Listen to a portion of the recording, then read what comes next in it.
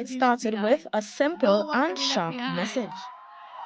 Because when UNC wins, everybody wins. When UNC wins, Trinbago wins. On the campaign trail, it wasn't just a slogan. It was a promise. A promise that gave the United National Congress a political comeback sealed at the polls on April 28, 2025. This victory is for public servants to get their rightful salary increases.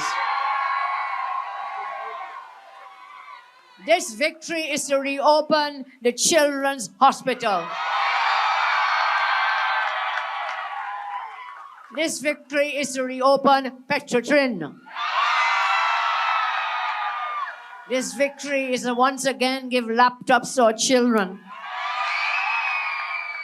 This victory is to create over 50,000 jobs.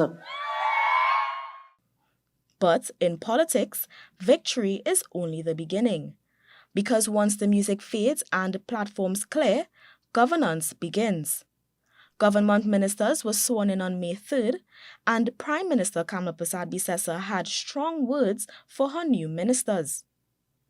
If you treat citizens with callousness, contempt, and corrupt ways, I guarantee you, your retribution will be swift and brutal.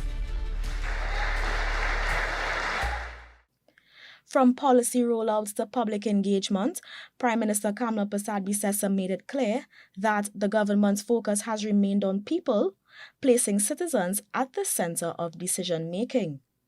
Recognizing the crime situation in Trinidad and Tobago, the government immediately rolled out a series of anti-crime initiatives.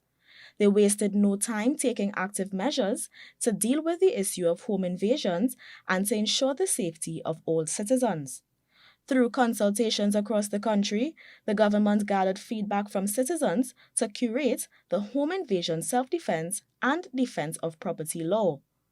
The law gives citizens the right to defend themselves and their property against criminals who unlawfully enter their residence.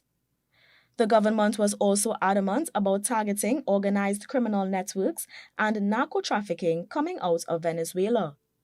Prime Minister Kamla Persad-Bissessar pledged to work with the United States to fight against these narco-terrorists. What I'm pushing and really pushing hard is against the criminals, the narco-traffickers, the human traffickers, the gun runners, the criminals. So we have nothing against the people of Venezuela. I've repeatedly said we stand in solidarity with the people of Venezuela.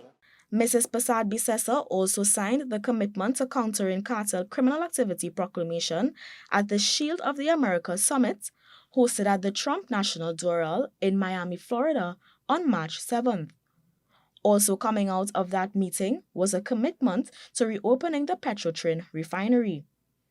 The Prime Minister said the United States Secretary of State Marco Rubio agreed to connect Trinidad and Tobago with the U.S. Department of Energy to assist in identifying the most suitable partner for the project.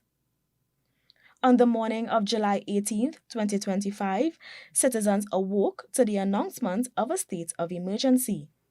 The declaration followed an urgent briefing to the National Security Council, who revealed evidence of a coordinated plot aimed at destabilizing the country.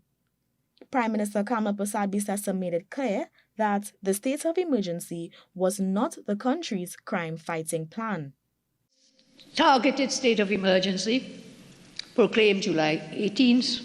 It is not bluster. It is not theater. It's the fulfillment of the promise we made when 3 months ago the people of TNT returned us to office with an overwhelming mandate to make our nation safer by action and not just by empty noise. We intend to keep that promise. This is but one piece of the plan. Nevertheless, the government was able to reduce crime by 42%, the lowest crime rate recorded in years. Last year, we have a 42% reduction in homicides.